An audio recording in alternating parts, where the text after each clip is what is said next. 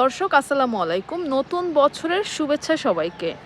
31st নাইটে ফানুস পটকা উৎসবে 2 শিশু দগ্ধ। তো ঘটনাটি ঘটেছে রাজধানীতে এবং আরটিভিতে একটি নিউজ এসেছে, সেটাই আমি আপনাদেরকে শেয়ার করব। রাজধানীতে 31st নাইটে ইংরেজি নববর্ষ উদযাপনের অংশ হিসেবে ফানুস ও আতশবাজি পোড়ানোর ঘটনায় 2 শিশু দগ্ধ হয়ে হাসপাতালে চিকিৎসা নিয়েছে। বিষয়টি নিশ্চিত করেছেন জাতীয় বার্ন অ্যান্ড প্লাস্টিক সার্জারি ইনস্টিটিউটের জরুরি বিভাগের আবাসিক চিকিৎসক RS ডক্টর শাওন বিন রহমান। বুধবার 1 জানুয়ারি জাতীয় বার্ন ও প্লাস্টিক সার্জারি ইনস্টিটিউট থেকে জানা যায়, ইংরেজি নতুন বছর বরণে পটকা ফোটানোর কারণে 2 শিশু দগ্ধ হয়ে হাসপাতাল থেকে চিকিৎসা নিয়েছে। এদের মধ্যে একজনের নাম ফারহান, 8 বছর বয়স।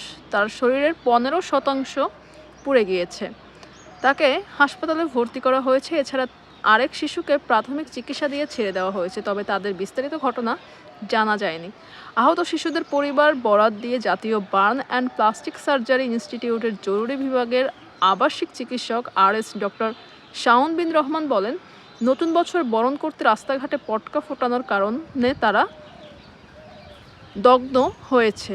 এর আগে ডিএমপির নির্দেশনা অনুযায়ী 31 ডিসেম্বর সন্ধ্যা 6টা থেকে 1 জানুয়ারি সকাল 8টা পর্যন্ত উন্মুক্ত স্থানে যে কোনো অনুষ্ঠান, সভা সমাবেশ, গণজামায়াত নিষিদ্ধ ছিল।